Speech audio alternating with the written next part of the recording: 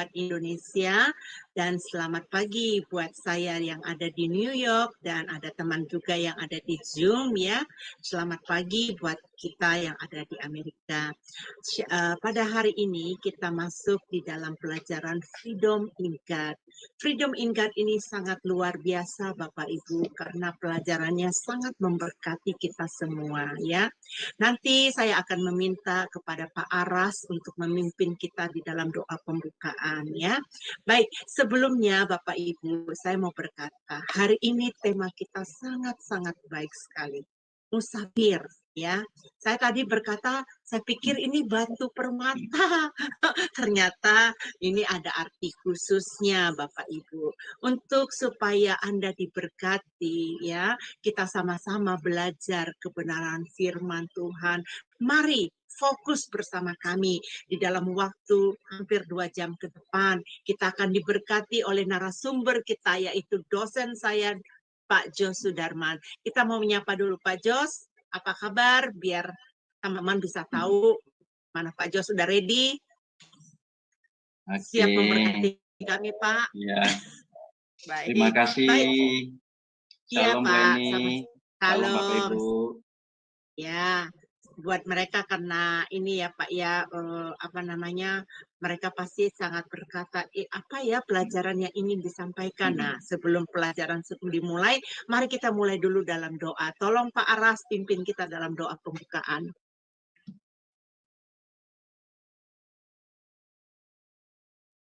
Pak Aras suaranya nggak kedengeran nih. Pak Aras biasanya ada gangguan nih suaranya. Baik. Oh ya, saya buka mute. Iya. Iya Pak Aras. Udah Halo, bicara bisa, tapi suara. bisa? Ya, sekarang udah Oke. kedengaran Pak. Ya, silakan. Oke. Bapak di surga, di sore hari ini kami di Zoom sama Adonai. Anak-anakmu terima kasih sepanjang hari kami sudah bekerja. Saat ini juga kami ingin mendengarkan firman-Mu yang akan menguatkan kami hari demi hari. Bapak, Engkau urapilah hamba-Mu, Pak Jos Sudarman, yang dengan sukarela boleh membagikan berkat di Zoom ini. Biarlah setiap kata dan kalimat belum menjadi rema buat kami semua Tuhan. Bapak, kami tahu Tuhan, tapi kami musafir, Bapak. Kami merasakan sepi, merasa susah hidup di dunia ini, tapi biarlah dari perspektif firman Tuhan supaya kami mengerti, supaya kami tidak jatuh. Karena tujuan kami adalah untuk bertemu Tuhan Yesus Kristus yang sudah melakukan musafir dan telah melewati itu semua dengan kemenangan. Terima kasih Bapak, Kau pakailah hamba-Mu terus di tempat-tempat lain juga jadi saluran berkat. Dan juga Bu Eni juga yang bikin acara ini dari awal hingga akhirnya Kau rapi, biarlah acara ini berjalan dengan baik. Dan juga saudara kami yang terlibat dalam IT dan perlengkapan teknis lain, Bro Kode, Bro Trinity, Bro Agus, Engkau rapilah mereka semua, bila kami satu tim semua di Zoom semua dan bekerja sama dengan baik. Dan juga Pak Frans juga Engkau rapi semua. Terima kasih Bapak di surga. Segala kuasa gelap yang coba mencuri firman-Mu kami ikat di dalam nama Tuhan Yesus Kristus. Nyala Engkau dari Zoom ini. Terima kasih Bapak. Kami sambut berkat firman-Mu di dalam nama anak-Mu Tuhan Yesus Kristus. Haleluya. Amin. Amin, amin. Terima kasih untuk Pak Aras yang telah memimpin dalam doa. Baik Bapak Ibu, mari kita melihat profil dari Bapak dosen kita, yaitu Pak Jos Sudarman. Dipersilakan.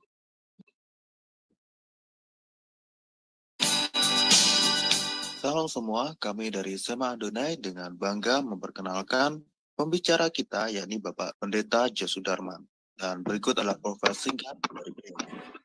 Terlahir dengan nama Jos Sudarman Lawanto.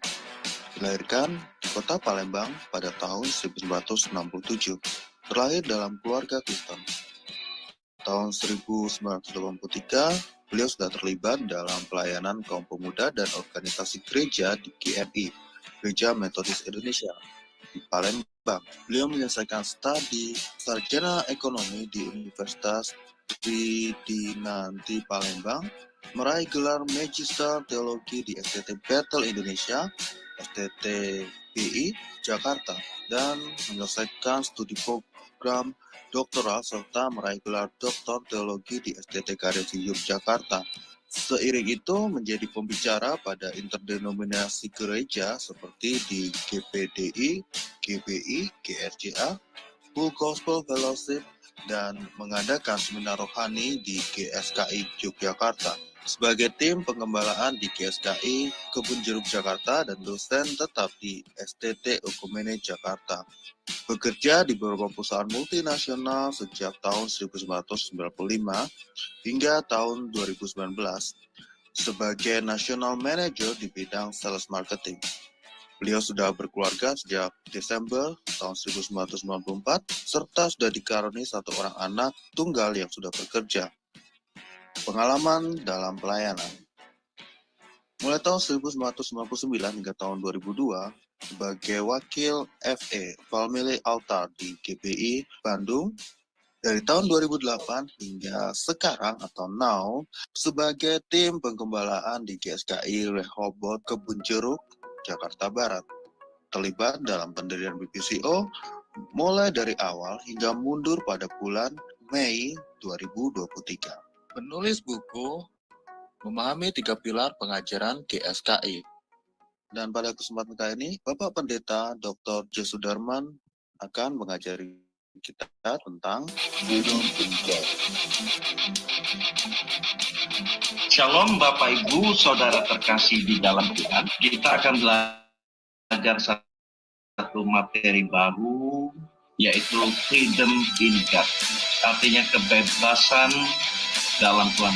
Tentu bebas di dalam Tuhan ini tidak berdasarkan premis atau pengertian dasar kita sebagai manusia, ini tentu berdasarkan Tuhan, dari kacamatanya Tuhan.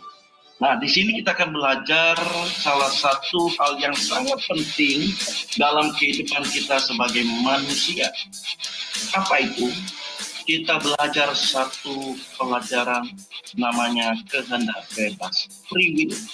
Bermacam-macam orang mendefinisikan tentang kebebasan.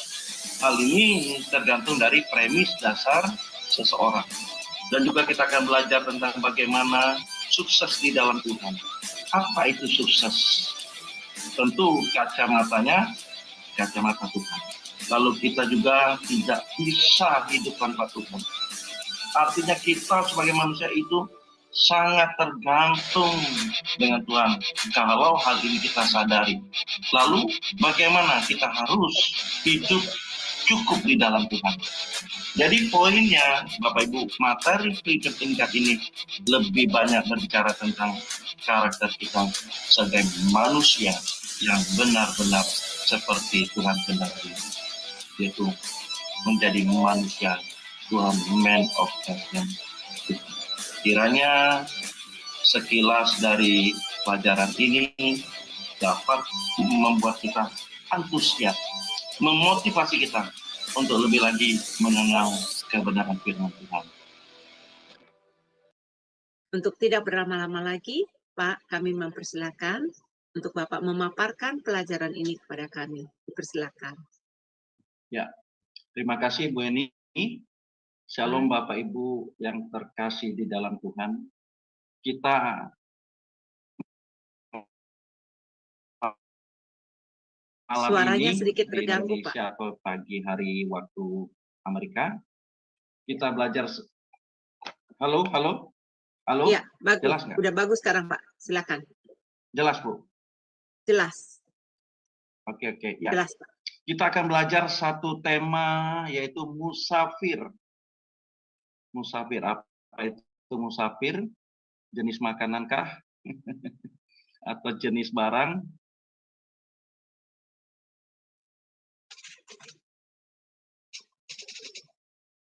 Sebentar saya ini slide dulu.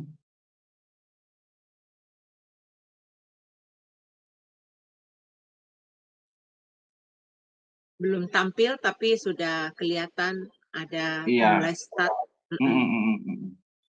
Ya, sebentar Bapak Ibu. Jadi Proses musafir ya. jadi musafir itu adalah pengembara atau pendatang ya. Pengembara atau pendatang, kalau dalam bahasa Inggrisnya foreigner atau stranger gitu ya. Itulah ya. Artinya orang asing gitu. Slide-nya Orang belum asing tampil, pada Pak. satu di tempat. Iya, makanya sebentar. Coba saya stop dulu ya. Saya stop dulu. Sabar ya teman-teman ya. Iya.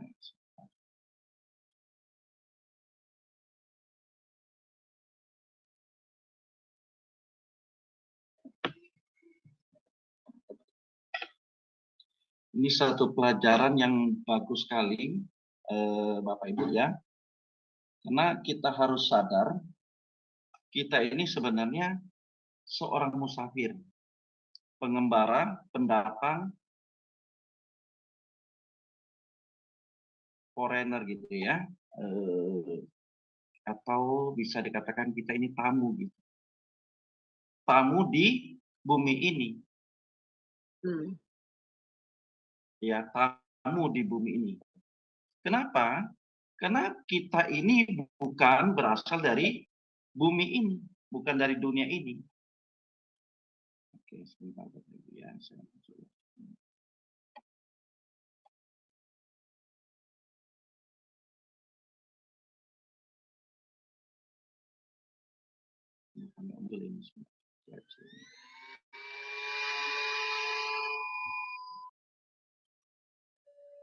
Ada kendala dengan internet, teman-teman. Sebentar ya. Iya, ini sebentar.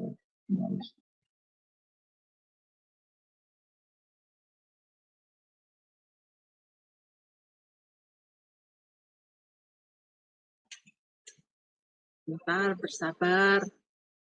Tadinya saya pikir musafir itu teman-teman jenis batu. Musafir itu perantau, pengembara. Iya, perantau juga boleh. Yang Ibu Heni itu batu safir itu.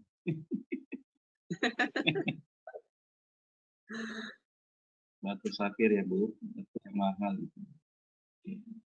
Sudah terlihat nggak? Ya, Bapak sudah Ibu? kelihatan Pak. Slide-nya. Tinggal dikasih besar aja layarnya. Sudah kelihatan.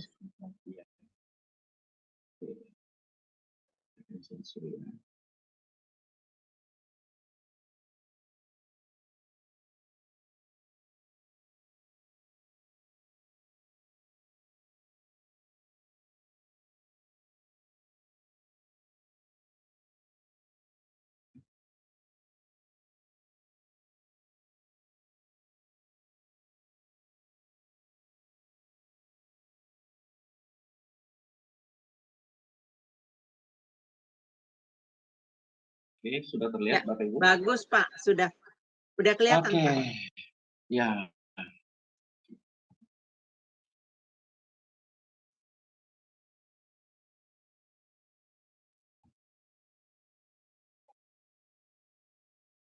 Oke Bapak Ibu, bicara tentang musafir, kita belajar dari kehidupan Bapak Abraham. Ya. Kenapa? Karena kehidupan Bapak Abraham itulah mencerminkan kehidupan orang yang musafir, pengembara, pendatang, orang asing. Dan justru dengan kemusafirannya itulah kita belajar dari imannya Bapak Abraham. Maka disebut Bapak orang percaya, Bapak orang beriman. Bapak Abraham. Nah, Bapak Ibu, kata musafir itu menurut Kamus Besar Bahasa Indonesia adalah orang yang berpergian. Orang yang berpergian. Meninggalkan negerinya. Jadi disebut pengembara. Ya. Jadi orang yang berpergian. Jadi disebut pengembara. Nah, Bapak Ibu musafir, menurut pandangan dunia, adalah seseorang yang melakukan pengembaraan tanpa mengetahui tujuan yang jelas. Musafir. Jadi kalau kita bicara musafir, wah dia tuh nggak jelas gitu tujuannya kemana, hidupnya kemana nggak jelas. Ya, pengembara namanya pengembara. Jadi tidak tahu tujuannya kemana aja gitu ya pergi, kemana saja menurut suka-suka mereka tanpa arah yang jelas gitu. Nah, tetapi berbeda dengan apa yang terjadi dalam kehidupan Bapak Abraham. Kalau kita baca di Kejadian 12 ayat yang ke-1, Ibu Heni, Ya, halo, ya Pak. Bu Heni bisa baca Kejadian 12 ayat yang ke-1? Iya, saya akan baca ya Pak ya. Kejadian 12 ayat 1 itu berbunyi demikian. Berfirmanlah Tuhan kepada Abram, pergilah dari negerimu dan dari sanak saudaramu dan dari rumah bapakmu ini ke negeri yang akan kutunjukkan kepadamu. Sebentar ya Bapak Ibu ya, kelihatannya Bapak narasumber mengalami gangguan dalam internetnya. Makanya tadi dia sedikit sulit untuk menampilkan slide-nya. Jadi ayatnya yang dimintakan kepada saya di Kejadian 12 itu ayat 1 berbunyi, berfirmanlah Tuhan kepada Abram, pergilah dari negerimu dan dari sanak saudaramu dan dari rumah bapamu ini ke negeri yang akan kutunjukkan kepadamu. Kita berdoa semoga Bapak narasumber tidak berhalangan untuk masuk ya.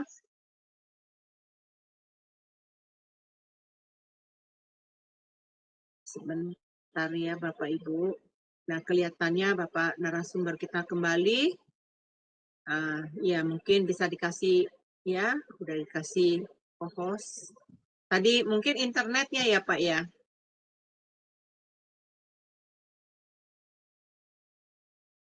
Volumenya Bu. Volumenya ya. Oke, ya unmute. Nah. Oke. Terima kasih. Mohon Iya, maaf Pak. Bapak Ibu. Ya. Ini internet saya. Oke.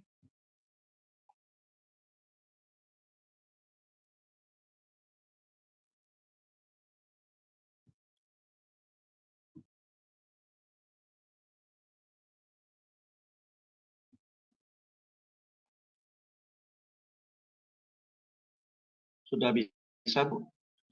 Belum tampil Pak. Oh, belum tampil. Ya, belum tampil.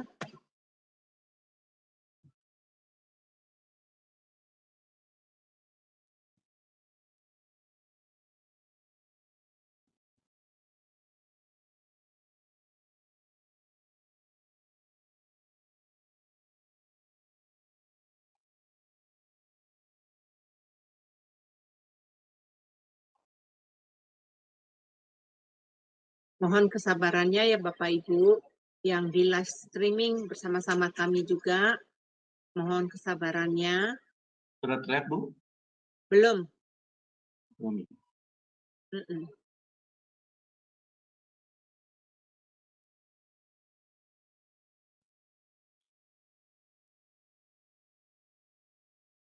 Ya, sudah kelihatan Pak.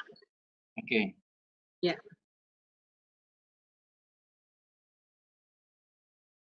Sudah dibaca Bu Kejadian 12 ayat yang ke-1? Sudah, saya udah baca Pak. Jadi berfirmanlah Tuhan kepada Abram, pergilah dari negerimu dan dari sanak saudaramu dan dari rumah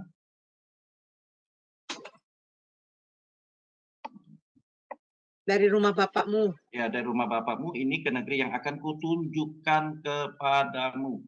Nah, dari ayat ini Bapak Ibu jelas sekali sudah menunjukkan bahwa Abram ya, waktu sebelum bernama Abram adalah diminta Tuhan meninggalkan dari kampungnya, dari negerinya, Ur Kasdim, ke negeri yang akan kutunjukkan kepadamu. Bayangkan Bapak Ibu, ini Bapak Abraham ya, diminta keluar dari negerinya. Sedangkan kalau kita pelajari negeri Ur Kasdim itu negeri yang makmur, negeri yang nyaman gitu. Sudah nyaman kehidupan Abraham itu, sudah nyaman, sudah enak lah gitu. Tiba-tiba firman Tuhan meminta dia pergi dari kampungnya, dari negerinya, dari kenyamanan hidupnya. Nah, yang bikin shock itu adalah tidak tahu ke negeri mana. Ya kan, shock juga loh kalau kita diminta pergi, misalnya saya ini berada di satu kota di Tangerang tepatnya. Saya sudah ada rumah di sini, sudah nyaman gitu. Berpuluh-puluh tahun sudah di sini, tiba-tiba diminta keluar dari negeri saya, dari kota saya, dari rumah saya yang nyaman ini. Lalu diperintahkan ke satu negeri yang tidak tahu kemana. Ya kan, ayat ini berbicara ke negeri yang akan kutunjukkan loh, tapi belum disebut ke negeri mana. Belum jelas alamat yang akan kita tuju itu. Belum jelas alamat yang kemana Abraham itu pergi. Nggak jelas. Tapi luar biasanya Abraham ini taat.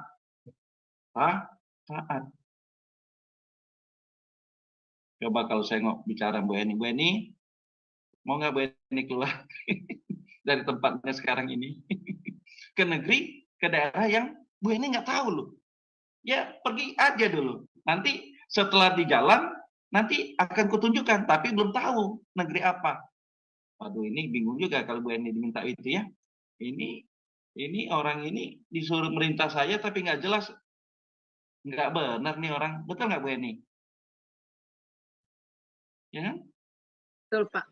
Iya, nah. Oke, inilah luar biasa ketaatan Abraham.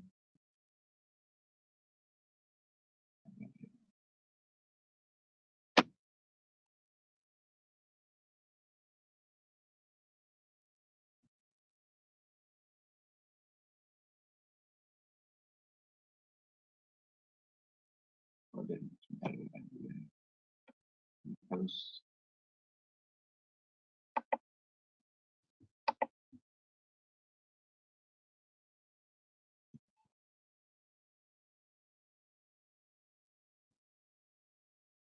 Nah, Bapak Ibu, kata pergi dalam bahasa Ibrani-nya itu adalah yalak.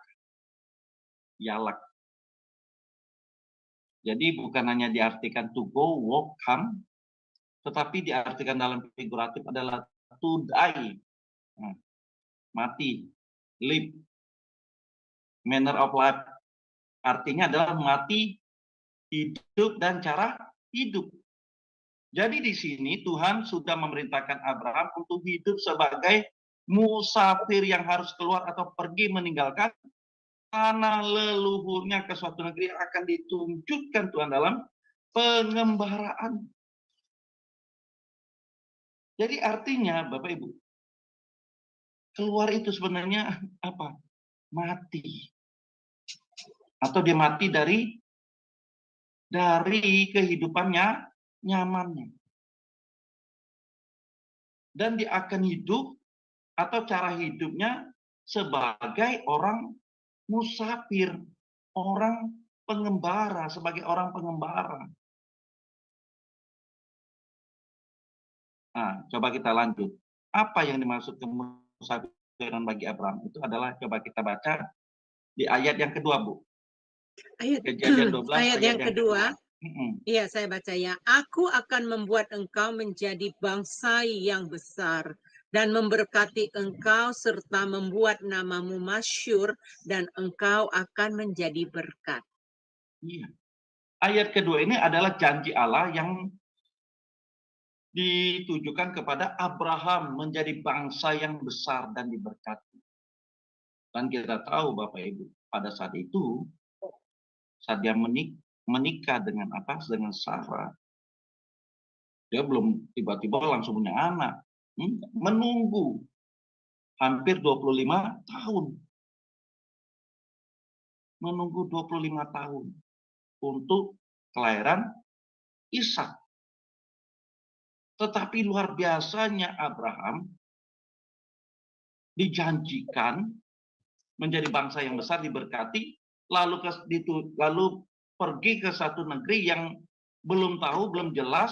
Yang penting satu negeri akan ditunjukkan Tuhan saja dalam pengembaraannya. Di sini Abraham taat. Di sini Abraham taat. Inilah kemusafiran Abraham. Artinya apa? Artinya dia tidak mau terikat dan diikat oleh apapun dalam hidupnya. Dan kita tahu Bapak Ibu, Abraham itu orang kaya. Mungkin di zamannya termasuk sangat kaya, konglomerat di zaman kita sekarang. Termasuk konglomerat. Tiba-tiba meninggalkan negerinya, kenyamanan hidupnya. Tapi disinilah jiwa kemusafiran Abraham adalah dia tidak merasa memiliki sesuatu dalam hidupnya. Yang penting bagi dia adalah taat. Taat setiap perintah Tuhan dalam hidupnya. Dia taat, Bapak Ibu. Luar biasa Bapak Ibu ya. Nggak gampang Bapak Ibu. Ini bukan orang yang susah gitu. Orang terpandang, orang kaya. Tiba-tiba diminta keluar dari negerinya. Nggak gampang Bapak Ibu. Nggak gampang. Kita saja nih, sudah nyaman. Kita suruh keluar, suruh pindah, belum tentu. Emang pindah itu mudah, gampang itu? Enggak Bapak Ibu. Coba Bapak Ibu pindah rumah. Susah. Kenapa? Ribet. Ya kan? Susah, ribet. Kenapa? Pindah barang itu Bapak Ibu, kelihatan misalnya kita pindah rumah aja nih, kelihatan kita sedikit barang kita misalnya. Enggak sedikit Bapak Ibu, saat kita pindah baru berasa, waduh capeknya. Pindah-pindah barang itu capek, cuapek, nggak pakai capek lagi, capek saking capeknya. Nah apalagi ini sekarang keluar dari negerinya, bukan pindah rumah. Keluar ke negeri yang akan ditunjukkan Tuhan kepadanya, yang belum jelas.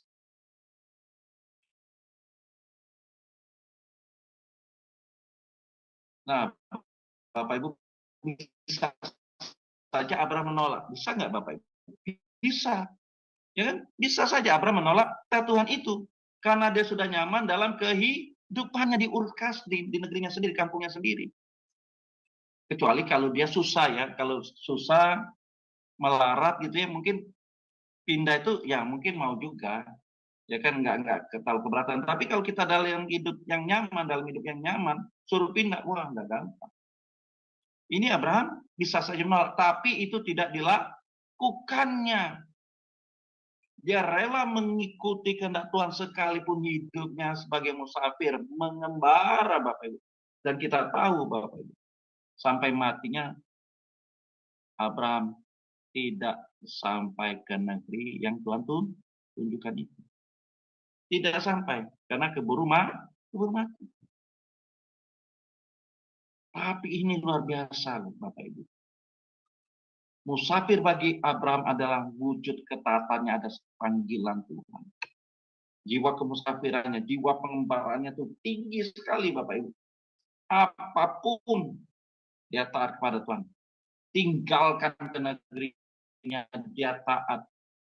Mengembara menuju negeri yang akan ditunjukkan Tuhan sampai matinya, dia tidak masuk ke negeri itu. Jadi bagaimana dengan kita Bapak Ibu?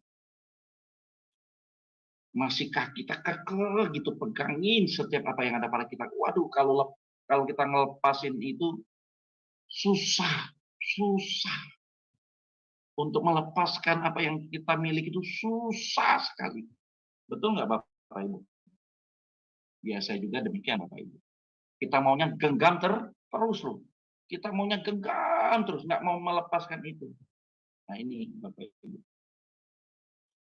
Kalau kita tidak memiliki jiwa kemusafiran seperti Bapak Abraham, maka kita selamanya Bapak Ibu tidak akan melakukan kehendak Tuhan. Tidak mungkin kita melakukan kehendak Tuhan. Kenapa? Kita masih menggenggam dunia ini. Kita masih mencintai dunia ini. Kita tidak mau melepaskan itu.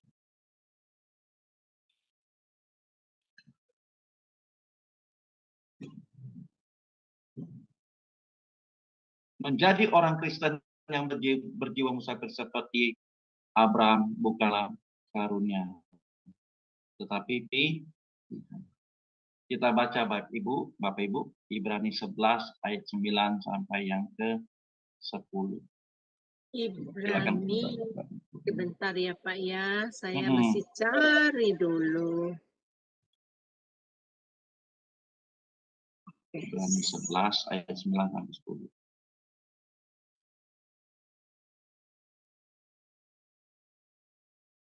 Oke, begini firman Tuhan. Karena iman, ia diam di tanah yang dijanjikan itu seolah-olah di suatu tanah asing. Dan di situ ia tinggal di kemah dengan Ishak dan Yakub, yang turut menjadi ahli waris janji yang satu itu. Sebab ia menanti-nantikan kota yang mempunyai dasar yang direncanakan dan dibangun oleh Allah. Ya. Karena iman, ia diam di tanah yang dijanjikan itu.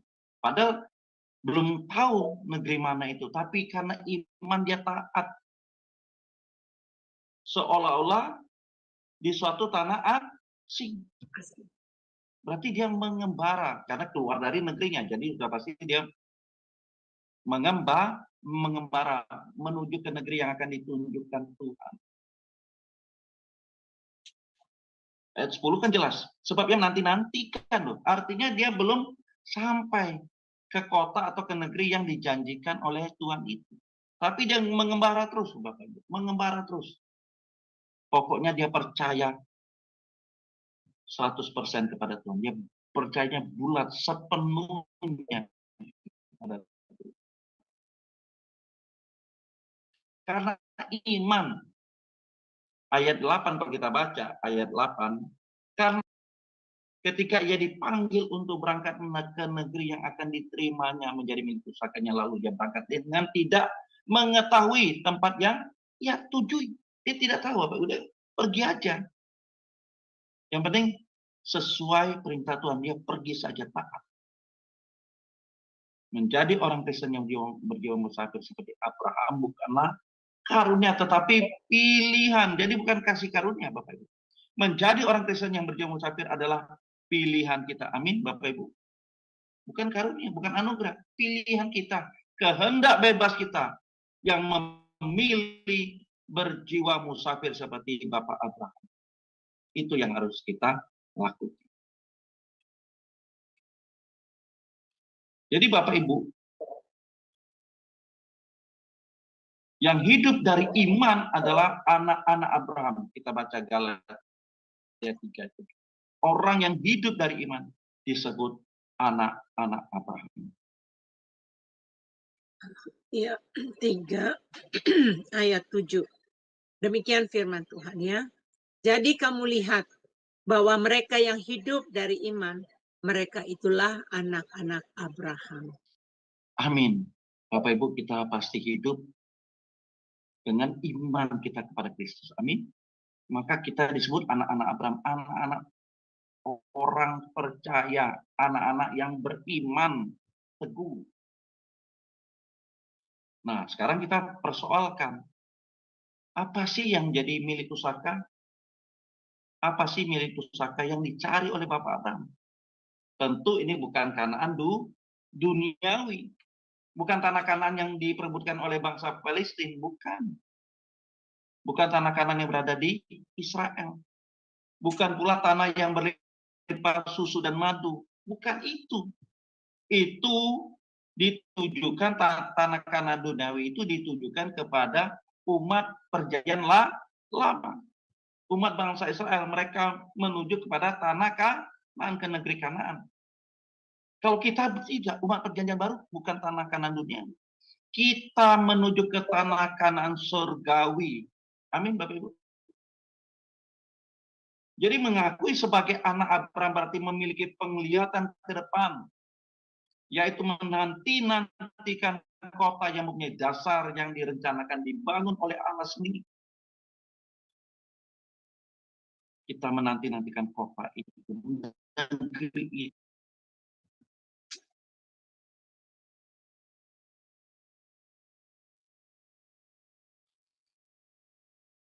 Yaitu adalah langit baru dan bumi baru. Jadi Bapak Ibu, ada dua tanah perjanjian. Tanah Kanaan di Timur Tengah, tanah perjanjian bagi turunan Bapak Abraham untuk jadi sarana kelahiran Mesir. Lalu ini, tanah perjanjian direncanakan Allah dan dijanjikan kepada Bapak Abraham, yaitu langit baru dan bumi baru, LB3, surga nan kekal. Tanah Kanaan surgawi. Jadi kita menuju atau menantikan LB3, langit baru bumi baru. Kita menantikan tanah Kanaan surgawi. Ini yang kita nantikan, ini yang kita tuju, ini goal kita, Bapak Ibu. Nah, Bapak Abraham, Ishak dan anaknya Yakub sampai matinya mereka belum melihat atau menemukan negeri yang dijanjikan tadi.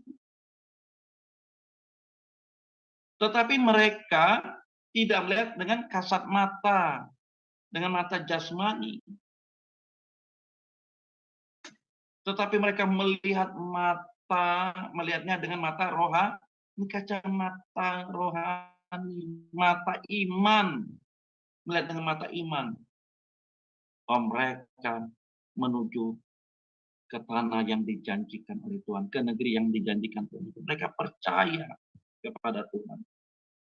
Kita baca Ibrani 11 ayat 13. Silakan. Ibrani 11 ayat 13 berbunyi demikian. Dalam iman mereka semua ini telah mati sebagai orang-orang yang tidak memperoleh apa yang dijanjikan itu, tetapi yang hanya dari jauh melihatnya dan melambai-lambai kepadanya, dan yang mengakui bahwa mereka adalah orang asing dan pendatang di bumi ini. Iya. Jadi Abraham, Ishak dan Yakub sampai mati mereka tidak melihat menemukan negeri yang dijanjikan Tuhan. Tapi mereka melihat dengan iman. Dan mereka mengakui bahwa mereka adalah orang asing, stranger, foreigner, pendatang, penggara, musafir di bumi ini, di dunia ini, Bapak Ibu. Mereka tidak menemukan sampai mati, tapi mereka percaya. Luar biasa, Bapak Ibu. Kalau kita, Bapak Ibu, seperti misalnya kalau kita hidup seperti Bapak Abraham, Ishak dan Yakub alami, wah, kita sudah apa itu? Sudah ngomel-ngomel, udah lebih dari ngomel-ngomel deh. Udah ngerutu, udah ngoceh, aduh seperti apalah, nggak tahu lagi, nggak bisa dijelaskan lagi dengan kata-kata yang mungkin, mohon maaf, bahasa kasar itu keluar deh dari mulut kita, bisa terjadi loh.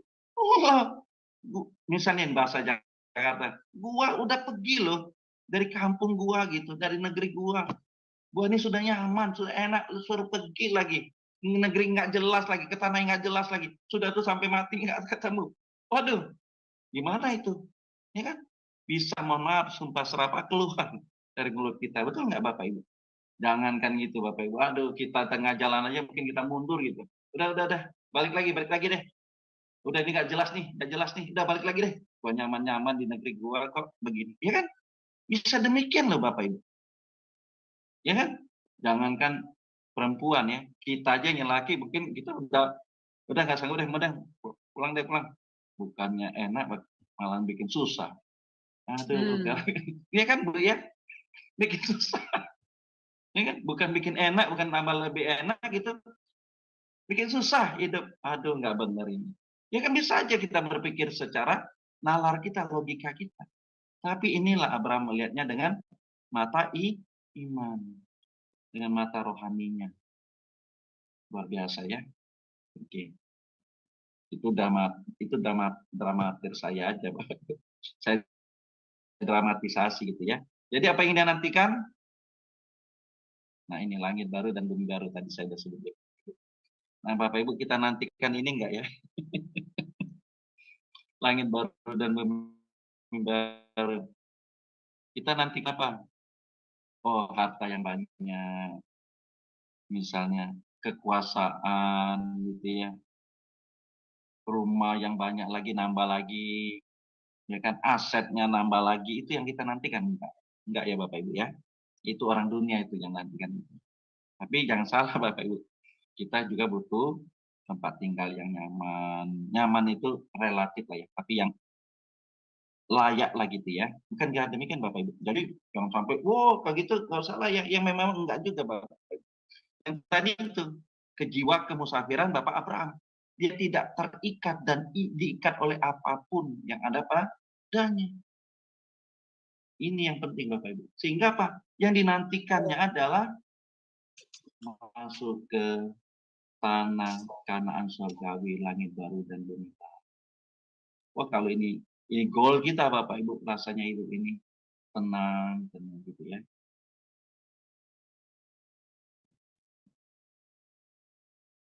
Oke. Kata melambai-lambai yang tadi kita baca di Ibrani 11 ayat 13 tadi kan ada kata melambai-lambai kan? Melambai-lambai dalam teks aslinya adalah aspazomai. Aspazomai. Artinya menyatakan kegembiraan. Menyatakan kegembiraan atas kedatangan sesuatu, menyambut, memberi salam. Waduh. Jadi melambai itu menyatakan respon Abraham loh. Gembira dia. Dia menyambut itu. Bahkan memberi salam. Jadi menyambut kedatangan negeri itu sukacita, gembira. Sekalipun negeri itu tidak mereka miliki saat hidup di bumi ini. Oh, tapi dia rasanya gembira sekali.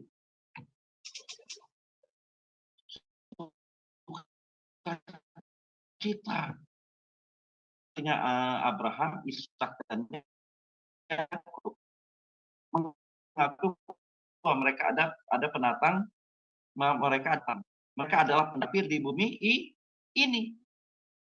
Tadi Ibrani 11 pengembara. Abraham menjadi nenek moyang bangsa pengembara yang tidak memiliki tempat tinggal permanen.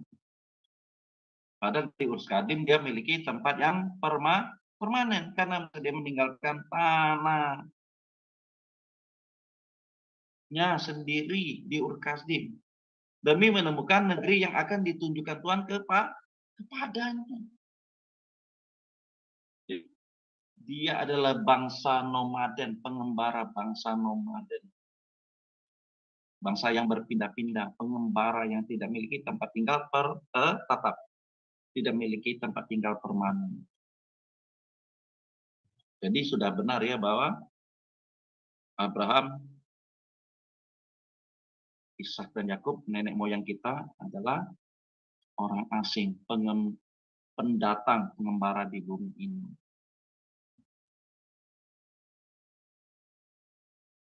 Nah, Bapak Ibu, imannya Abraham menjadi model iman kita sebagai orang Kristen. Amin ya Bapak Ibu. Iya, kita harus taat. Seperti Abraham taat. Abraham itu percaya saja gitu. Kemana saja Tuhan suruh dia ikuti loh. Itu aja taat. Kalau taat itu tidak banyak komentar, tidak bertanya, tidak beresponi. Kenapa Tuhan ini ya? Kenapa Tuhan suruh saya keluar ya? Enggak. Dia lakukan itu, just do it. Termasuk jiwa kemusafirannya. Artinya kalau dia melihat hartanya nggak mungkin dia keluar Bapak Ibu. Nggak mungkin dia keluar dari negeri Ur Kasdim. Kalau dia melihat hartanya yang banyak. Dia berangkat aja dari negerinya Ur Kasdim. Udah, masa bodoh deh harta saya, yang penting saya keluar deh. Jadi dalam hidupnya Abraham itu menyerahkan segenap hidupnya, disita oleh panggilannya untuk menemukan negeri yang akan ditunjukkan kepada Tuhan. Nah Bapak Ibu, harusnya kita seperti itu. Kehidupan kita harusnya disita untuk Tuhan. Kehidupan kita disita bagi Tuhan. Jadi tidak ada satupun dari kita ini yang kita berhak kita miliki. Tidak ada satu bagian pun. Yang ada pada kita, kita berhak memilikinya. Karena apa? Karena semuanya milik Tuhan. Karena semuanya milik Tuhan.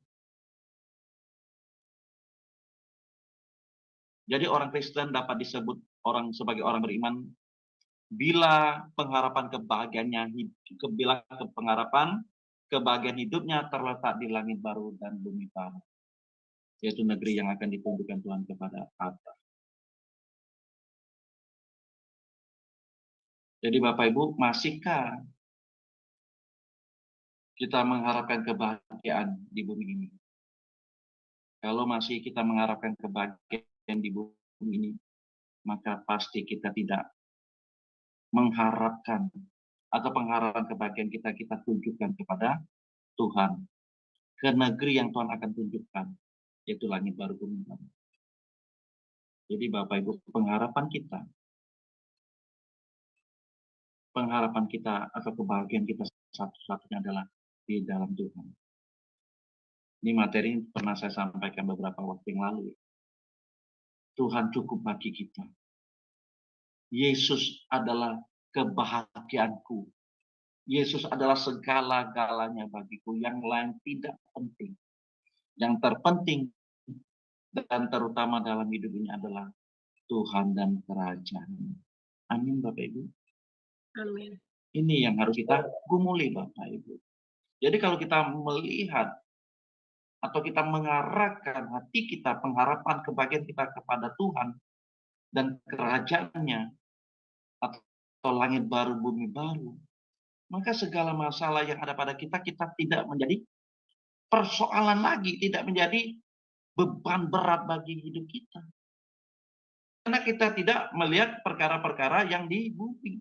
Kita tidak memikirkan perkara-perkara yang di bumi, perkara-perkara jasmani. Tapi kita mengarahkan hati kita, hidup kita kepada perkara-perkara rohani, perkara-perkara kekekalan. Nah, kadang orang memplesetkannya, oh kalau gitu kamu nggak usah hidup nyaman, ya kaya. Nggak salah, salah. Justru kita harus sangat kaya. Kita justru harus sangat kaya. Kenapa? Supaya kita bisa memberkati pekerjaan Tuhan. Kita bisa memberkati orang-orang yang memang membutuhkannya. Tetapi kita seperti jiwa kemusafiran yang dimiliki Abraham, memiliki jiwa kemusafiran seperti Abraham, tidak diikat dan terikat oleh apapun yang ada padanya. Diminta lepas, dia lepaskan. Diminta tinggalkan itu. Wah, ini luar biasa Bapak Ibu. Jiwa kemusafiran Bapak Abraham. Nah, kita harus contoh itu. Jadi iman Abraham menjadi role model, menjadi teladan bagi kita sebagai orang Kristen yang mengaku orang beriman. Jadi beriman itu Bapak Ibu bukan kita saat kita percaya, dibaptis, tidak. Itu bagian sebagai apa? Lambang saja. Lambang saja. Tapi justru iman kita dibuktikan, ditunjukkan saat kita taat kepada perintah Tuhan. Taat melakukan kehendak Bapa di surga. Itu orang beriman.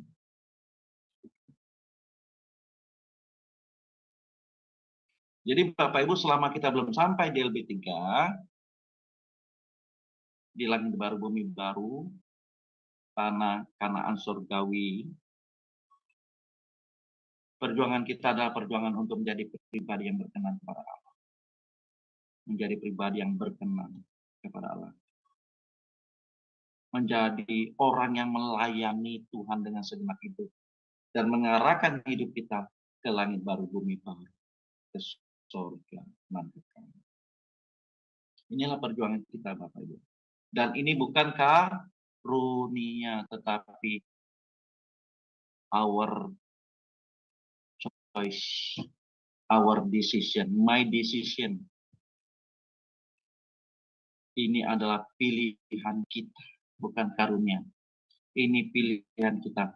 Kehendak bebas kita yang dikaruniakan Tuhan pada kita. Kita melakukan perjuangan untuk menjadi pribadi yang berkenan pada Tuhan. Melayani Tuhan dengan segenap hidup kita. Dan kita arahkan hidup kita ke langit baru, bumi baru. Inilah perjuangan kita. Inilah kehidupan. Inilah goal kita. Ingat Bapak Ibu, ini perjuangan atas pilihan kita. Dan sebagai orang percaya, kita lakukan ini. Kita lakukan ini. Amin Bapak Ibu. Amin. Oke. Jadi Bapak Ibu menjadi orang Kristen yang berjiwa musafir atau memiliki jiwa pengembaraan. Seperti Bapak Abraham bukan karunia tetapi keputusan kita atau kehendak bebas kita. Nah ini kalimat yang penting Bapak Ibu.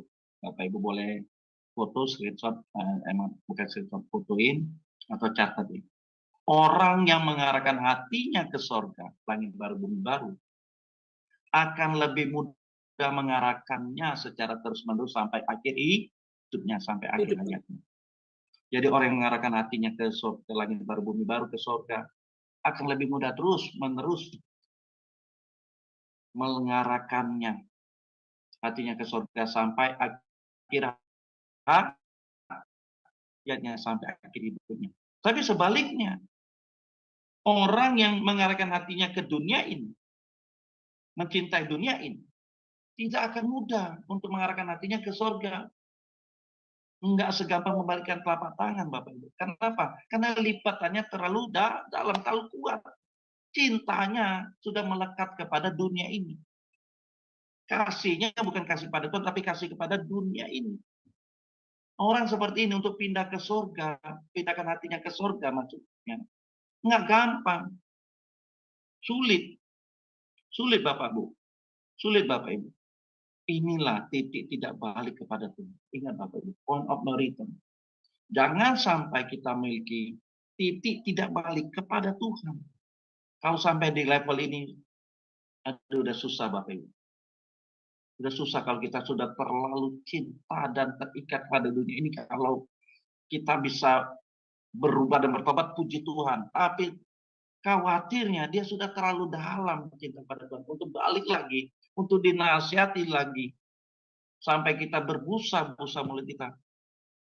Hatinya sudah terikat kepada dunia ini. Ini susah. Jangan sampai kita seperti ini, Bapak Ibu. Kalau kita sudah mengarahkan hati kita ke dunia ini, aduh, susah. Untuk balik lagi mengasihi Tuhan susah. Bukan tidak bisa, tapi susah. Sama seperti orang muda yang kaya yang datang pada Tuhan. Bagaimana mendapat hidup kekal? Kata Tuhan apa? Jual hartamu. Datang kepada aku. Ikut aku. Karena hartanya banyak. Dia lebih cinta uang daripada cinta Tuhan. Nah, dia lebih cinta hartanya. Lebih cinta materi daripada Tuhan. Nah, orang seperti ini, point of no return kepada Tuhan. Dia tidak bisa balik lagi pada Tuhan. Karena siapa? Sudah cintanya kepada hartanya, cintanya kepada materi, cintanya kepada mammon melebihi cintanya dari Tuhan.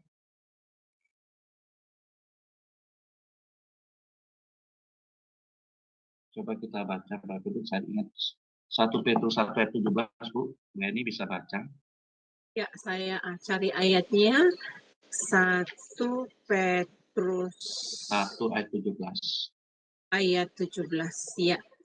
Dan jika kamu menyebutnya Bapa, yaitu Dia yang telah memandang muka, menghakimi semua orang menurut perbuatannya, maka hendaklah kamu hidup dalam ketakutan selama kamu menumpang di dunia ini. Ini baca ulang, Bu. Dan jika Baik. kamu Dan jika kamu menyebutnya Bapa, yaitu Dia yang tanpa memandang muka menghakimi semua orang menurut perbuatannya, maka hendaklah kamu hidup dalam ketakutan selama kamu menumpang di dunia ini. Amin. Ayat ini Amin. juga mengartikan kita penumpang. Artinya apa? Kita pendatang, pengembara. Numpang hidup, istilahnya. Pakai kata numpang hidup lah ya. Kita ini numpang hidup loh di bumi ini, di dunia ini. Kata apa? Kata Tuhan, dan jika kamu menyebutnya Bapa, yaitu Dia yang tanpa melihat muka, tanpa memandang siapapun kita, menghakimi orang, semua orang menurut perbuatan kita. Maka hendaklah kita harus hidup dalam ketakutan selama kita menumpang loh. Nah kadang kita ini Bapak Ibu, kadang nggak tahu diri gitu. Kita ini sudah numpang tapi kita bertindak seperti yang punya rumah. Coba Bapak Ibu, kalau Bapak Ibu punya asisten rumah tangga gitu ya, dia kita bayar gaji, tapi kalau kita suruh dia nggak nurut, suka-sukanya dia. Ya kan? Malah dia bertindak sebagai majikan. Ngatur-ngatur kita. Nah, Bapak Ibu gimana kalau diperlakukan seperti itu? Bapak Ibu masih tenang-tenang, sabar gitu. Apakah Bapak Ibu langsung marah, keluar tanduknya gitu. Keluar tanduknya. Ya. Nah, begitu juga kita ke Tuhan Bapak Ibu. Kita ini kadang nggak tahu diri loh. Sudah ditebus dosanya, sudah ditolong, sudah mendapatkan berkatnya. Ya, kita masih ngatur-ngatur Tuhan. Nggak tahu diri kita. Kita ini numpang. Kita ini penumpang, pengembara loh. Nah, kalau kita pengembara, jadi apa yang ada kita miliki di dunia ini kita pasti akan tinggalkan itu. Ya, kalaupun kita tidak mau tinggalkan, kita yang akan meninggalkan dunia ini. Jadi maka hendaklah kita harus takut loh. Kenapa? Suatu saat kita bisa check out, Bapak Ibu. Nah, kalau kita check out dari dunia ini, kita tidak berbuat yang benar. Waduh, alamat kemana Bapak Ibu? Ini kalau kita sampai hati kita melekat pada dunia ini, sudah pasti kita tidak melekat kepada Tuhan, dan sudah pasti alamatnya kemana Bapak? Sudah tahu alamatnya kemana ya? Oke, jatuh semua. Jadi Bapak Ibu, ciri dari berjiwa musafir adalah apa? Merasa cukup. Merasa cukup dengan apa yang ada padanya. Kita merasa cukup, enough in God kan? Karena kita belajar ya Bapak Ibu, cukup di dalam tuh, cukup aja Bapak Ibu.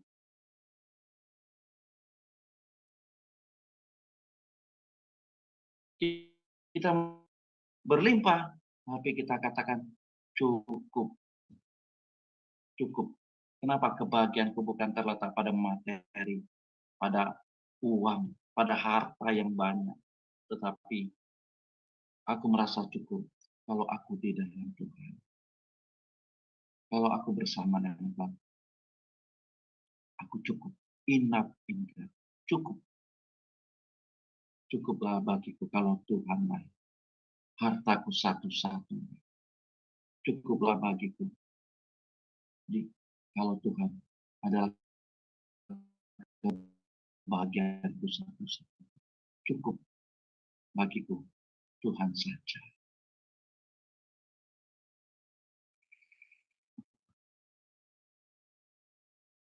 Bapak Ibu, kita akan belajar kemusafiran dari Rasul Paulus. Tidak berapa lama lagi Bapak Ibu, mungkin 3-4 slide lagi selesai. 4 slide ya. Gue ini bisa baca 1 Korintus 4 ayat 11 sampai 13. Bentar ya, saya cari dulu ayatnya.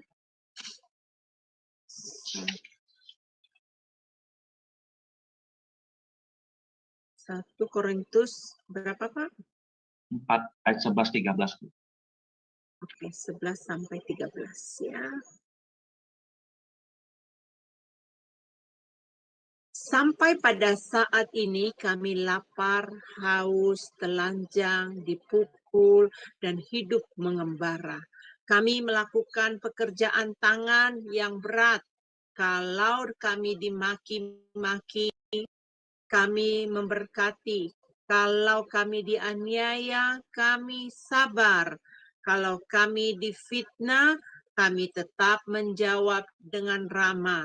Kami telah menjadi sama dengan sampah dunia, sama dengan korban dari segala kotoran Bu. kotoran. Oh, maaf.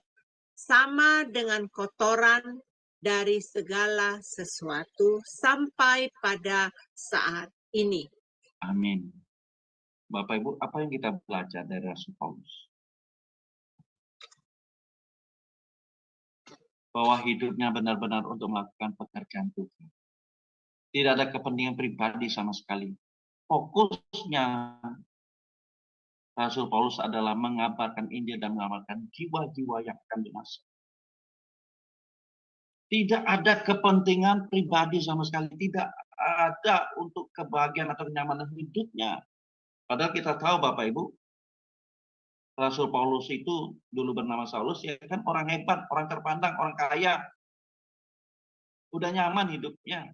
Tapi saat menerima Tuhan Yesus, bukan kenyamanan lagi, bukan hidup yang mewah. Tapi susah loh. Susah hidup Rasul Paulus itu. Katakan apa ayat 11 tadi? Lapar, haus, telanjang, dipukul, hidup mengembara loh. Hidup mengembara. Rasul Paulus itu hidupnya mengembara, musafir juga. Tapi semua yang dikerjakannya adalah untuk melakukan pekerjaan Tuhan. Tidak ada kepentingan pribadi sama sekali. Luar biasa Bapak Ibu. Kita belajar dari Rasul Paulus Bapak Ibu. Memiliki tapi tidak memiliki. Dihajar. Susah, menderita. Nyawa pun bisa dikorbankan, bisa menjadi hidupnya bisa mati. Kenapa? Mengalami begitu banyak bahaya, bisa mengalami kematian kapanpun, tapi dia tidak gentar, tidak takut sama sekali. Yang penting bagi Rasul Paulus adalah dia mengabarkan Injil, menyelamatkan jiwa-jiwa yang binasa. Itu fokus hidupnya, mengarahkan hatinya kepada kepentingan Tuhan. Ini kita harus belajar juga Bapak Ibu. Oh, tapi kita tidak perlu sampai demikian ya Bapak Ibu. Seperti Rasul Paulus, enggak ya. Tapi kita fokus hidupnya sudah jelas. Kita tidak mencintai dunia ini. Lalu apa yang kita belajar lagi? Ini Bapak Ibu. Kemusafirannya Rasul Paulus itu membuat ia kuat di tengah-tengah aniaya yang dialami. Segala bentuk penderitaan fisik yang dia terima tidak membuat dia undur, tapi semakin kokoh, kuat, teguh dalam mengemban pekerjaan Tuhan. Artinya bagi kita Bapak Ibu, sekalipun kita menghadapi masalah, problema, penderitaan apapun, iman kita tetap kokoh, amin. Iman kita tetap kuat, teguh, melayani pekerjaan Tuhan, melayani Tuhan, apapun itu. Seperti Rasul Paulus, di tengah-tengah penderitaan aniaya, hidupnya dia korbankan bagi Tuhan, nyawa pun dia korbankan bagi Tuhan. Demi apa? Demi pekerjaan Tuhan, demi melakukan kehendak Tuhan. Ini menjadi contoh bagi kita Bapak Ibu. Yang ketiga, kemusafiran Rasul Paulus membuat ia tidak melihat kepentingan diri, kebanggaan, nama besar. Tapi dia menyamakan dirinya sampah dunia. Waduh Bapak Ibu, dia menyamakan dirinya sampah dunia. Sampah dunia ini secara metaforis menggambarkan atau menunjuk orang yang paling hina. Dan ini juga menggambarkan penebusan. Artinya seseorang yang mau dikorbankan untuk membuat penebusan bagi rakyat atau negara. Dia rela korbankan dirinya. supaya menebus atau menyelamatkan rakyat, menyelamatkan jiwa-jiwa yang hilang. Dia gambarkan dirinya seperti orang hina, orang paling hina, sampai dunia. Luar biasa Bapak Ibu. Artinya dia tidak melihat dirinya sendiri, tidak melihat apa? Statusnya, kebanggaannya, kemegahannya, nama besarnya. Kalau kita, aduh Bapak Ibu, mohon maaf ya, karena kita sulit Bapak Ibu. Apa kita lebih menonjolkan ego kita, kebanggaan kita. Kalau harga diri kita diinjak, waduh kita bisa marah Bapak Ibu. Nggak tahu sih berapa harganya, harga dirinya nggak tahu berapa sih. Kita nggak tahu. Harga diri saya mahal, ya berapa nggak tahu juga. Ya kan? Coba kalau orang marah ya Bapak Ibu, kamu nggak tahu saya, nah itu, ya kan menunjukkan apa? Gua ini orang hebat loh, orang hebat loh, orang yang terpandang. Lu nggak tahu gua ya, nggak tahu, saya juga, kamu aja nggak tahu, apalagi saya gitu. Ya seperti itu Bapak Ibu, ya kan? Dia kadang melihat apa? Dirinya, kebanggaan, statusnya, waduh, apalagi dia orang kaya Bapak Ibu. Wah minta maaf aja susah Bapak Ibu. Orang kaya, orang hebat itu susah. Tapi kalaupun kita diberkati Tuhan, janganlah sombong. Ingat Bapak Ibu, orang sombong, jangankan Tuhan, manusia, tetangganya, saudaranya, benci pada kalau saudara yang sombongnya, apalagi itu Tuhan. Oke. Nah, ini. Kemusafirannya menunjukkan bahwa Rasul Paulus menjalani kehidupannya seperti Tuhan yang disembah. Jadi dia contohi apa yang dilakukan Tuhan. Dia lakukan apa yang dilakukan oleh Tuhan Yesus. Tuhan Yesus menjadi role modelnya. Tuhan Yesus menjadi teladan bagi hidupnya. Jadi dalam Matius 8 ayat 20 dikatakan apa? Segala menyeliang dan burung punya sarang, tetapi anak manusia tidak punya tempat untuk bercakap-cakap. Itu tadi dia mengembara seperti Bapak Abraham juga tidak punya tempat mengembara. Bapak Ibu jangan salah artikan ya. Kalau itu saya jual rumah deh, saya mengembara, enggak begitu ya Bapak Ibu. Bapak Ibu juga jual rumah sekalipun jual apapun, tapi kalau jiwa kita tidak memiliki jiwa musafir, ya tetap aja kita tidak memiliki jiwa kesafiran yang seperti Abraham atau Rasul Paulus miliki, ya kan? Itu malah kita orang nggak punya otak kalau seperti itu, lakukan seperti itu ya. Ini artinya kita tidak kita tidak memiliki, kita tidak merasa memiliki, kita tidak terikat dan diikat oleh apapun yang kita miliki. Itu maksudnya di situ Bapak Ibu. Sekalipun kita miliki, tapi kita tidak terikat atau diikat oleh apa yang ada pada kita. Justru kita lepas, bebas. Karena semua ini milik Tuhan. Amin. Yohanes 4 ayat 34 juga. Makananku, kata Tuhan, ialah melakukan kehendak Dia, kehendak Bapa yang mengutus aku dan menyelesaikan pekerjaan. Jadi Rasul Paulus meneladani apa yang Tuhan Yesus lakukan. Jadi dia melakukan apa yang diperintahkan oleh Tuhan, mengabarkan, memberitakan Injil dan menyelamatkan jiwa-jiwa yang terhilang, jiwa-jiwa yang belum mengenal Kristus. Persis apa yang dilakukan oleh Tuhan Yesus dilakukan oleh Rasul Paulus. Meneladani kehidupan Tuhan Yesus. Kita juga demikian Bapak Ibu ya. Kita melakukan amanat agung dari Tuhan Yesus. Jadikanlah semua bangsa, jadikanlah semua murid. Nah, kita juga menginjili orang-orang yang belum kenal Tuhan. Kita menjadi berkat, kita menjadi saksi bagi mereka. Melihat kehidupan kita, mereka juga melihat, oh inilah orang yang hidup di dalam Tuhan Yesus. Jangan sampai kita menjadi batu sandungan Bapak. Aduh, orang ini kalau ada dekat kita bikin susah, bikin runyam, bikin ribut. Nah, jangan sampai kita seperti itu Bapak. Tapi kalau kita di dekat orang-orang sekitar kita, aduh, kayaknya kalau nggak ada Bu Heni di sekitar kami, kayaknya kami ini bagaikan anak ayam hilang induk. Aduh susah nih hidup. Nah, kita jadi orang yang menjadi berkat gitu loh. Menjadi saluran berkat. Oh, ada kita orang tuh senang, sejuk gitu, damai sejahtera. Yang sampai kita orang yang dibenci, aduh, ada orang sini pusing gue. Nah, itu yang sampai kita menjadi orang seperti itu ya Bapak Ibu ya. Oke.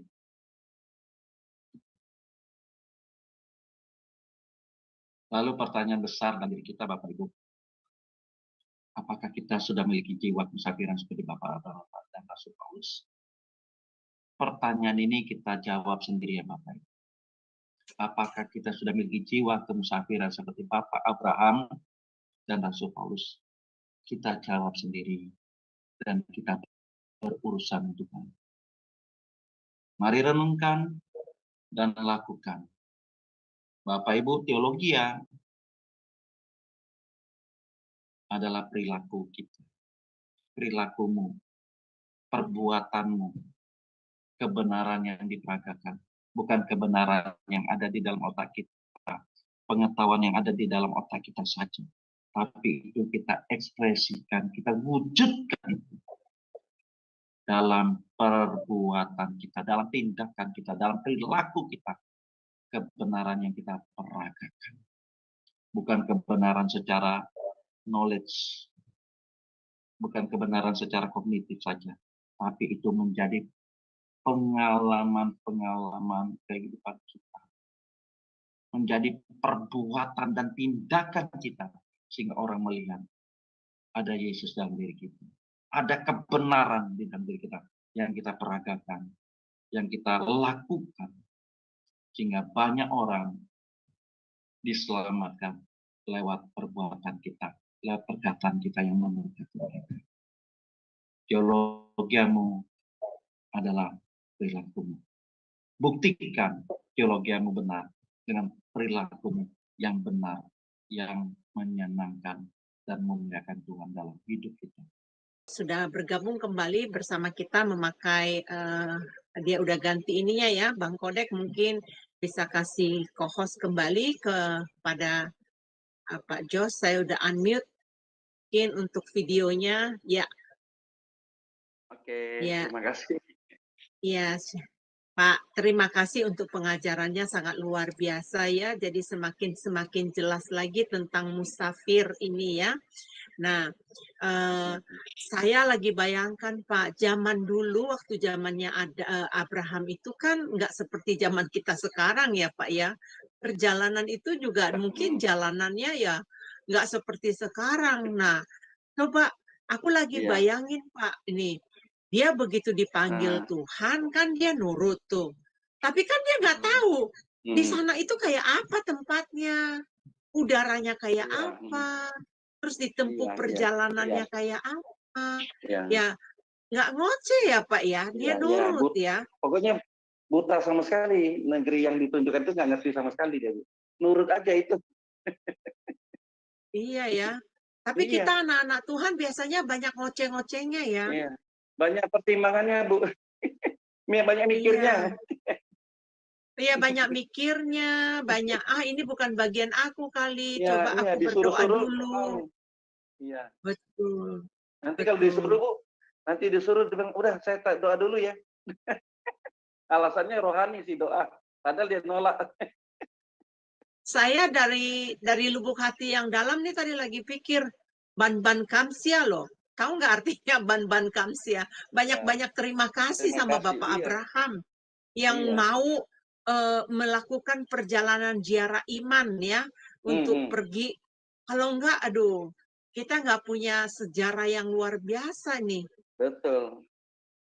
Ya luar biasa Pak. Aduh, teman-teman silakan ya, teman-teman yang ingin berbicara mengenai kehidupan Anda juga silakan Ibu Aling ya, silakan. Ya baik, shalom, selamat malam Ibu Hemi, selamat malam Pak Jos.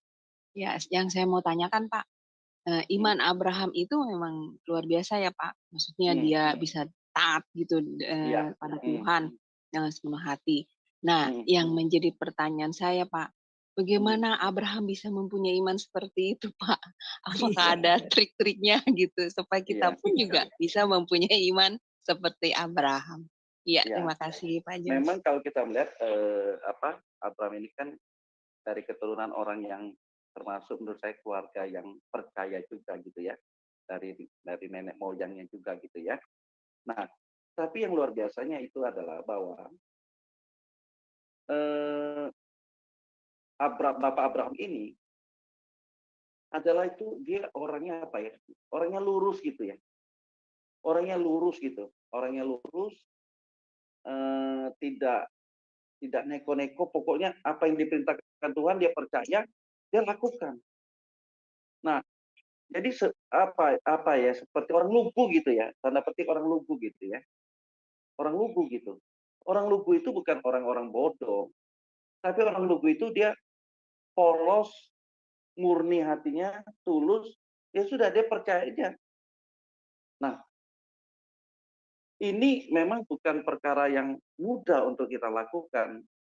Walaupun kita sudah tahu kisah Abraham, bagaimana kehidupannya, taatnya dia, tapi kalau kita sekarang ini masih tentu banyak pertimbangan-pertimbangan, banyak logikanya, banyak nalar kita, yang mana kalau kita nggak sesuai dengan nalar kita, logika kita nggak mau. Jadi kadang kita itu tadi yang saya sampaikan, kadang kita menolak dengan secara halus atau secara rohani, kita bilang berdoa dulu, padahal kita nolak itu.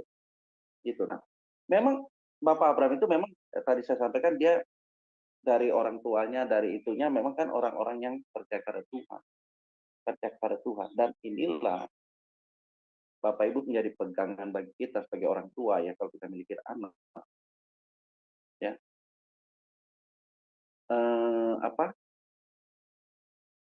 Kalau kita benar, kita sebagai orang tua ini benar ya, percayalah Bapak Ibu, anak kita juga ya mungkin kehidupannya yang tidak baik ya, tapi kalau dia melihat kita sebagai orang tuanya benar, pasti dia akan meniru loh Bapak.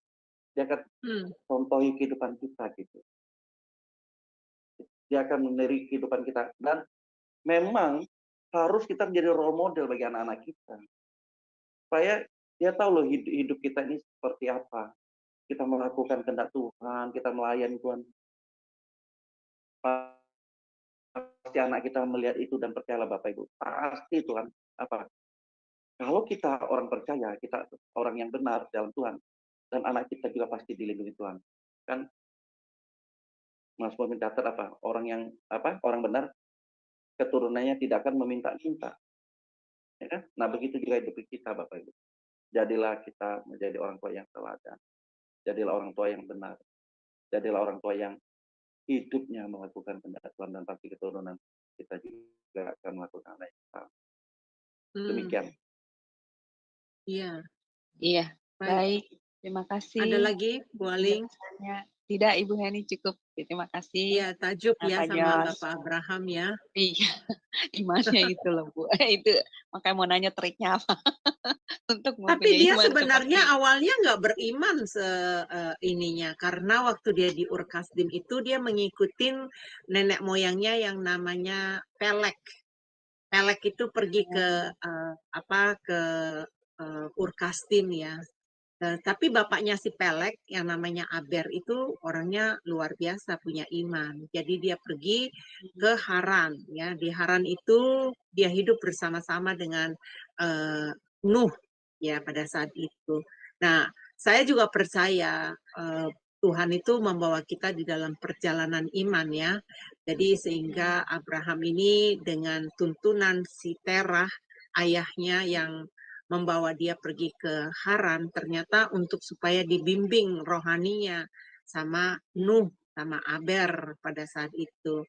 Dan saya sangat salut sekali karena Abraham waktu dipanggil yang kedua kali, itu pelajaran saya yang saya pelajari Pak Jos, dari pengajaran sejarah penebusan, waktu dia dipisahkan kembali yang kedua kalinya untuk meninggalkan bukan hanya tanah tempat tinggalnya, tapi keluarganya. Dia pergi dan disitulah dia sudah memiliki iman yang kuat. Buktinya di mana waktu perjalanan Abraham setelah dari Haran itu kan ke Sikem.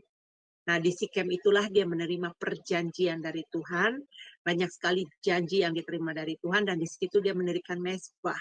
Jadi di setiap rute perjalanan Abraham itu dia mendirikan mezbah, dia beribadah kepada Tuhan.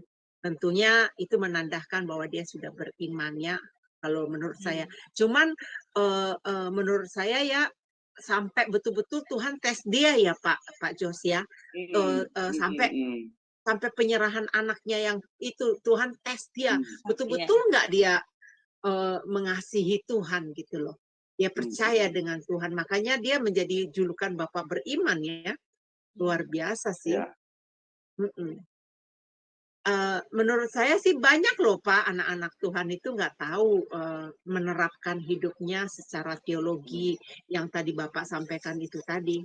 Kan Bapak tadi nyampaikan itu teologianya itu adalah sama dengan adalah bagaimana perilaku kita, ya, bagaimana perbuatan kita, dan bagaimana kebenaran itu yang dipraktekkan, diungkapkan. Karena banyak sekarang orang-orang mungkin banyak pengetahuannya, Pak, sebanyak pengetahuan, tetapi dari pola hidupnya sehari-hari tidak menggambarkan bahwa dia itu adalah anak Tuhan.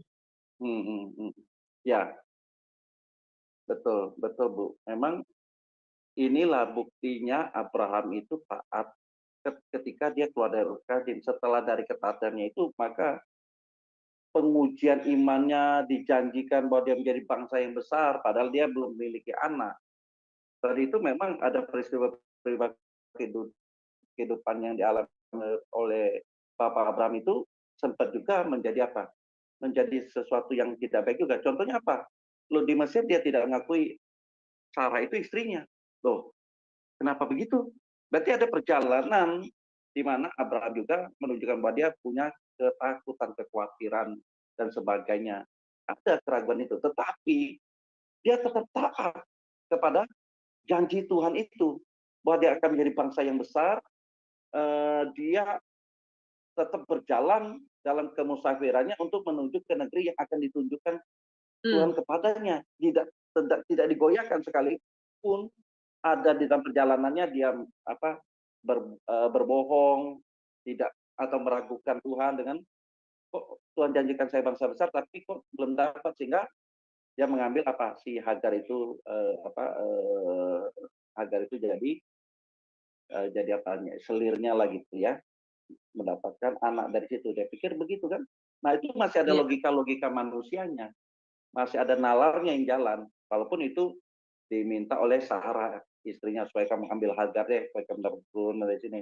Nah, itulah masih pikiran-pikiran manusia di dalam kehidupan Bapak Abraham dan sebagainya. Tetapi kemusafirannya tetap ada dalam kehidupannya, ketaatannya tetap ada, walaupun ada sedikit gangguan-gangguan. Tetapi jiwa kemusafirannya, pengembaraannya tidak hilang. Dia tetap berjalan sesuai perintah Tuhan, yaitu menuju ke negeri yang akan ditunjukkan Tuhan. Dia tidak goyang loh, tidak mudah dibelokkan. Dia tetap berjalan terus sampai matinya. Dan inilah hebatnya Bapak Abraham itu, ketaatannya di sini. Dia pegang teguh atas perintah Tuhan waktu memanggil dia keluar dari negeri Ur Kasdim. Jadi kalau kita bilang apakah iman Abraham itu ada juga di dalam itunya, tapi jiwa musafirannya tidak pernah luntur atas perintah Tuhan itu kepadanya. Nah, ini Bu, luar biasa Bu. Begitu juga kehidupan kita loh. Kita juga kan begitu kan, ada kadang jatuh bangunnya, ada di dalam suasana kita berada di lembah duka, lembah kekelaman, seolah-olah Tuhan jauh, seolah-olah Tuhan itu jauh daripada kita, seolah-olah Tuhan tidak perhatikan kita. Mohon maaf Pak, suaranya mungkin diperbesar dikit Pak. Suaranya diperbesar mungkin suaranya. Halo? Ya, sekarang jelas. Tadi agak jauh Pak. Ya, mungkin itu didekatkan Pak mic-nya ya. Iya. Jadi sebenarnya peristiwa-peristiwa kehidupan itu menjadi kehidupan kita juga, bahwa di samping ketaatan Bapak Abraham, ada juga dia mengalami hal-hal yang tidak baik gitu ya, melakukan sesuatu yang mungkin tidak berkenan kepada Tuhan. Tapi jiwa kemusafirannya tidak pernah hilang, tidak pernah luntur dalam dirinya. sampai matinya. Itu Bapak Ibu. Jadi yang kita teladani adalah mari kita tidak cinta kepada dunia ini, kita mau melepaskan apa yang ada pada kita, karena pada suatu saat juga kita akan melepaskan itu. Tapi kita pandang Tuhan saja, pengharapan kita hanya Tuhan dan kerajaannya saja, itu saja. Ibu Eni, itu saja Bu Eni tambahan dari saya. Oke, iya baik. Wah, luar biasa nih. Sebenarnya di tengah-tengah kita nih ada yang namanya Pak Lukas nih, Pak. Dia itu ilmunya tuh tinggi sekali. Pak Lukas, shalom Pak Lukas. Ini kita lagi bicara mengenai musafirnya Bapak Abraham nih, Pak Lukas. Ya, shalom. Shalom Pak Jos. Iya. Shalom Pak Lukas, silakan Pak. Ingin menambah, silakan. Enggak lah, ilmu saya nggak setinggi silakan itu. Pak, itu mengenai musafirnya Bapak Abraham. Ya dilanjut aja, saya nyimak. Kan nyimak ilmunya saya. banyak. Nyimak ya, oke. Ya, nyimak aja. Baik. Makasih Pak Jos. Baik, makasih Pak Lukas. Ya. Lukas. Nih Pak, mengenai, oke, ini ada Bang Kodek. Ya, silakan Bang. Monggo. Ya, terima kasih Ibu Eni kesempatannya bisa bertanya, diskusi dengan hamba Tuhan Pak Pendeta Dr. Jos Sudarman. Selamat malam, salam Pak. Malam Pak Kodek. Pertanyaan saya ini Pak, ini kan Abraham memiliki nama asal, namanya Abram. Lalu dia berganti nama. Ini apa kepentingannya atau apa hal yang diperlukan? Kenapa harus berganti nama? Itu aja.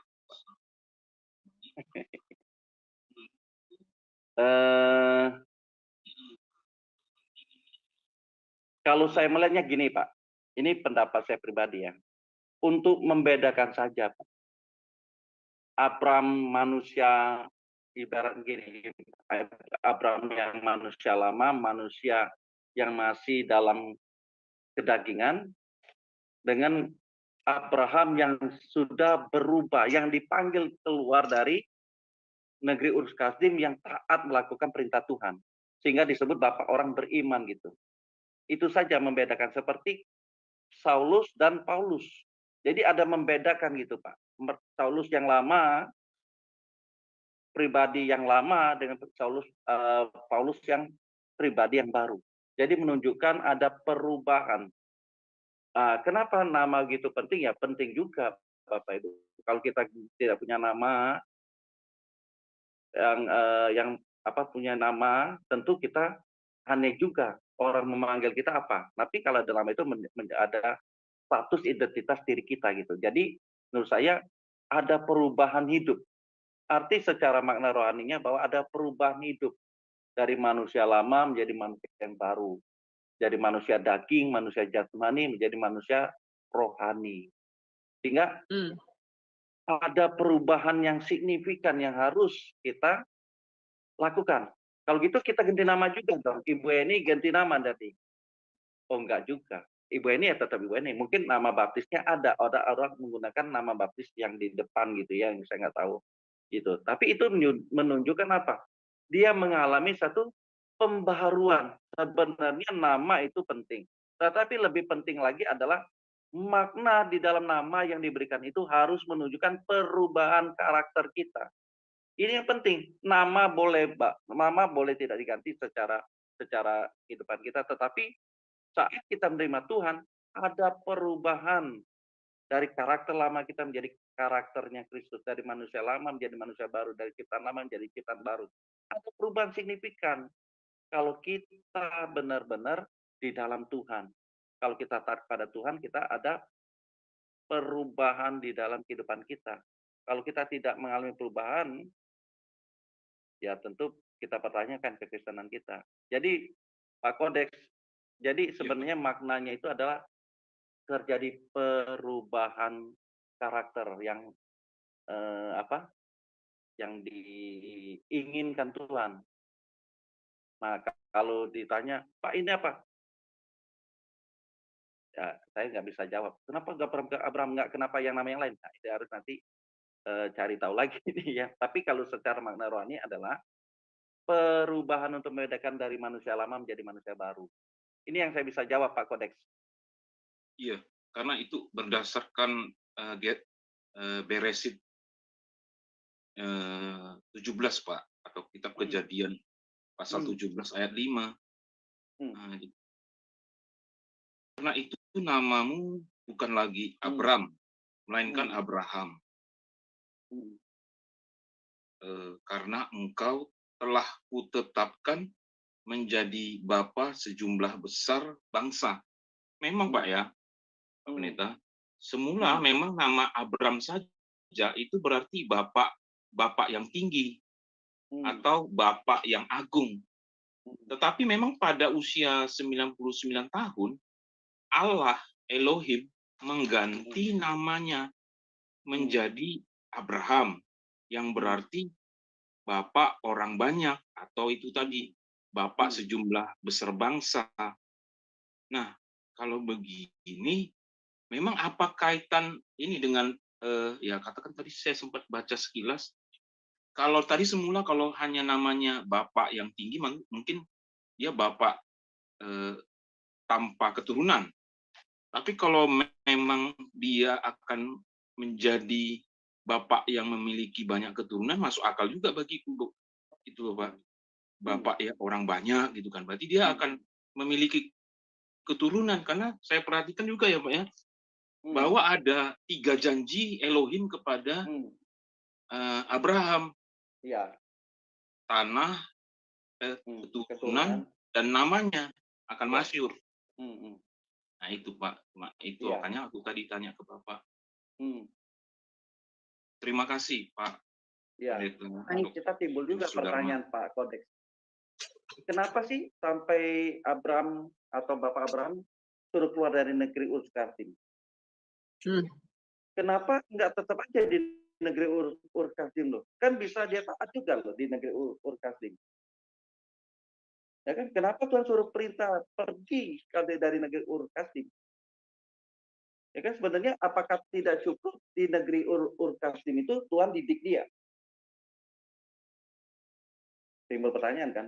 Nah, tetapi di sinilah Tuhan ingin mau supaya dia taat dengan apa?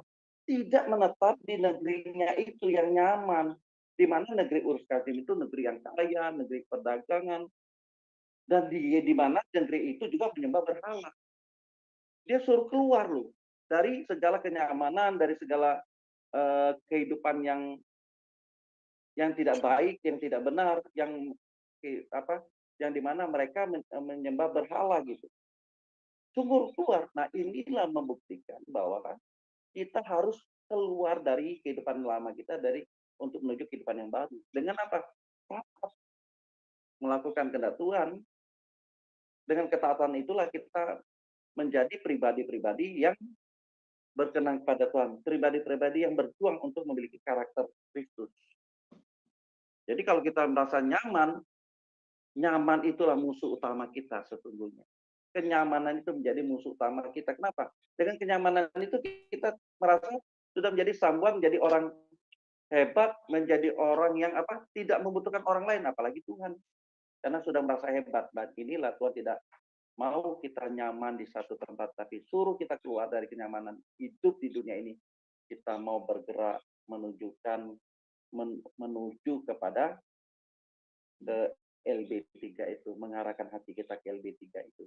Karena di mana hartamu berada, di situ hatimu berada. Kita harus memindahkan hati kita kepada kerajaan surga. Oke, itu aja tambahan saya. Terima kasih Bu Weni, Pak Kodeks. Ya, terjawab ya Bang ya. Bang Kodeks, terjawab. Baik, terima kasih Pak Pendeta. Terima kasih Bu Heni. Ya, terima kasih Pak Kodeks. Sama-sama, Tuhan berkati. Amin, amin. Ya, luar biasa malam ini kita telah mempelajari mengenai musafir ya, Bapak Abraham yang benar-benar dia taat mengikuti perintah Tuhan. Jadi baiklah kita di dalam kehidupan kita juga bisa menjadi orang yang beriman seperti Bapak Abraham ya. Jadi kita disuruh pergi untuk menginjil. Kalau di dunia ini kita sekarang dipanggil untuk menginjil. Mengembarahnya pergi kemana-mana. Melalui Zoom Sema Adonai ini kami sedang musafir nih Pak. Musafir pergi ke pelosok-pelosok daerah-daerah dan kota-kota dan negara-negara tetangga ya yang bisa yang bisa menangkap siaran kami ini. Baik Pak Jos, karena berhubung sudah malam, Pak Jos perlu istirahat ya. Saya akan minta Pak Jos untuk tutup, tapi sebelumnya saya akan memberitahukan kepada audiens dan kepada teman-teman semua, Pak Jos, Pak dosen kami ini mulai minggu depan dia sudah on-site ya mengajar di STT. Jadi berhubung karena schedule-nya yang terlalu padat, mungkin dalam minggu depan dan beberapa minggu ke depan itu dia tidak terlibat dalam mengajar. Kita belum tahu kapan kita cari waktu yang tepat, nanti kita akan bicarakan lagi. Tetapi berhubung juga karena Pak Jos mempersiapkan diri untuk seminar di Lampung, ya, yang akan terjadi di akhir minggu bulan-bulan Agustus. Dari dosen-dosen kami dari RBO, mereka akan mengajar di Lampung ya. Jadi ini karena kesibukan beliau. Jadi Bapak Ibu nantikan berita dari kami kapan Pak Jos Sudarman akan kembali mengajar di Jumsema Adonai ya. Baik Pak Jos, dipersilakan. Terima kasih Bu Eni. Bapak Ibu, sebelum saya tutup dan doa, ada beberapa kalimat dari saya. Kekristenan adalah perjalanan hidup kita sebagai musafir di bumi ini. Kekristenan adalah perjalanan hidup kita sebagai orang percaya sebagai musafir di bumi ini. Kebenaran ini sangat penting dan harus kita pahami dan kita kenakan dalam kehidupan kita sebagai orang percaya. Orang Kristen atau orang percaya yang tidak bergaya hidup sebagai orang musafir, dia bukan orang Kristen yang benar. Dia orang Kristen yang palsu, imitasi. Orang percaya yang palsu, orang percaya yang imitasi. Bergaya hiduplah sebagai musafir seperti Bapak Abraham dan Rasul Paulus. Sehingga kita dapat menghayati kehidupan kita di bumi ini sementara bagaikan uap, bagaikan bunga rumput yang kelihatan sebentar lalu lenyap. Kita arahkan hati kita, hidup kita ke Tuhan dan kerajaannya saja. Dan percayalah Bapak Ibu, kita akan sampai masuk ke langit baru dan bumi yang baru selama-lamanya. Amin. Mari kita bersatu dalam doa. Segala puji syukur Bapa kami panjatkan kepadamu. Kami sudah belajar Tuhan mengenai musafir. Memang mudah diucapkan Tuhan. Memang mudah diperkatakan Tuhan. Tetapi sesungguhnya sangat sulit untuk melakukannya. Karena kami sudah terlalu diikat atau melekat kepada dunia ini. Tetapi melalui kebenaran-Mu Tuhan tidak ada yang mustahil bagi orang percaya, bagi orang benar, dan bagi orang yang sungguh-sungguh bertekad untuk menjalani kehidupan kekristenannya seperti Tuhan kehendaki. Mari Roh Kudus bantu kami, mari Roh Kudus tolong kami, mari Roh Kudus tuntun kami, memberikan jalan keluar bagi kami, memberikan keteguhan bagi kami, supaya kami tetap melekat kepada Kristus, supaya hati kami melekat kepada Yesus saja, dan kami tidak mau melekat kepada apapun di dunia karena ini bersifat sementara, tapi kami mau melekat kepada Tuhan dan kerajaan. Terima kasih Bapa, kami akan menyelesaikan pertemuan kami. Engkau berkati Tuhan, para hamba-hambamu, para pelayan-pelayanmu, para pengurus Sema Adonai yang sudah menjadi berkat bagi kami. Mereka sudah berjari lelah Tuhan. Mereka sudah menyediakan waktu mereka. Waktu mereka yang berharga mereka persembahkan bagi Tuhan. Setiap jari lelah mereka Tuhan tidak pernah sia-sia di hadapan Tuhan. Pasti Tuhan menolong, memberkati, memelihara kehidupan mereka, keluarga mereka juga dijaga oleh Tuhan. Terima kasih Bapa, apapun jadi pergumulan kami Tuhan, baik kami yang mengikuti secara Zoom maupun umat-umat-Mu yang mengikuti secara live streaming atau melalui YouTube Tuhan. Berkati mereka semua Tuhan. Kami tidak tahu persoalan mereka, apapun yang mereka hadapi, pergumulan mereka, tapi kami percaya Tuhan yang Maha Tahu, Tuhan yang Maha Kuasa, mampu melihat keberadaan mereka, Tuhan hadir dalam hidup mereka, dengan mereka mengalami kuasa-Mu, kasih-Mu Tuhan, lawatan-Mu Tuhan. Terima kasih Bapa. Terima kasih Tuhan Yesus. Kami akan berpisah, melanjutkan kegiatan kami.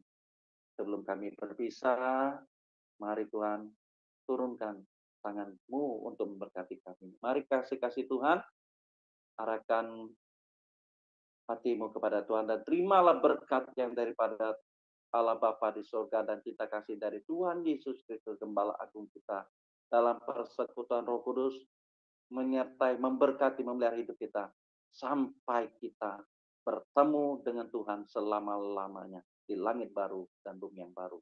Setiap kita yang sudah menerima berkat dan mau menjadi berkat, kita katakan amin. Amin. Amin. Amin. Ya, terima kasih Pak Jos ya atas waktu yang diberikan kepada kami. Kami sangat ya.